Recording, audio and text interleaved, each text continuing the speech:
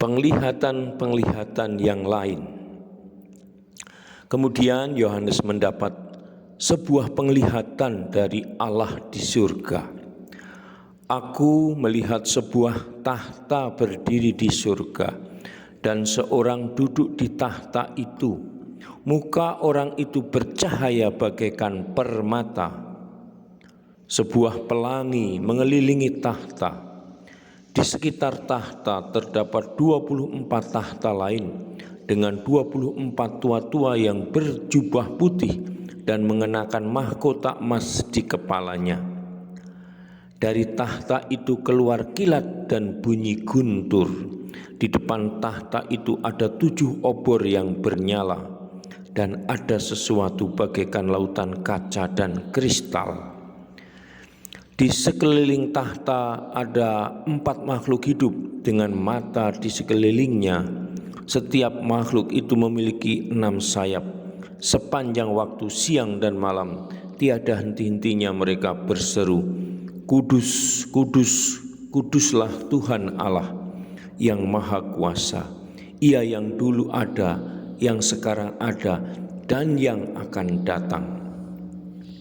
Di tangan kanan dari seseorang yang duduk di tahta itu, aku melihat sebuah gulungan dengan tulisan di kedua sisinya. Gulungan itu dimeterai dengan 7 segel. Kemudian aku melihat seorang malaikat berseru dengan suara nyaring, siapakah yang layak membuka gulungan dan merusak meterai-meterainya? Tidak seorang pun yang dapat membuka gulungan itu dan membacanya. Aku mulai menangis karena tidak seorang pun dapat membuka gulungan itu. Lalu seorang dari tua-tua itu berkata, jangan menangis. Ini ada singa dari suku Yehuda keturunan Daud. Ia telah memperoleh kemenangan sehingga ia dapat membuka gulungan itu dengan ke-7 segelnya. Kemudian di antara tahta dan tua-tua aku melihat seekor anak domba berdiri. Ia kelihatan seolah-olah telah disembelih. Anak domba itu berjalan dan menerima gulungan dari tangan kanan dia yang duduk di tahta itu. Lalu anak domba itu membuka meterai satu demi satu, menyingkapkan sebuah pertarungan besar antara yang baik dan yang jahat. Dan kemenangan terakhir dari Allah ada di dalam dan melalui Yesus anak domba.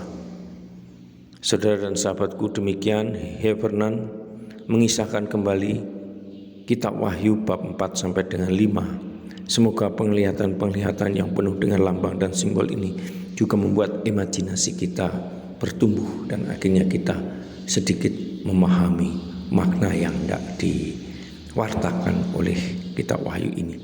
Salam Tuhan cintai kita semua dengan hati yang berkobar.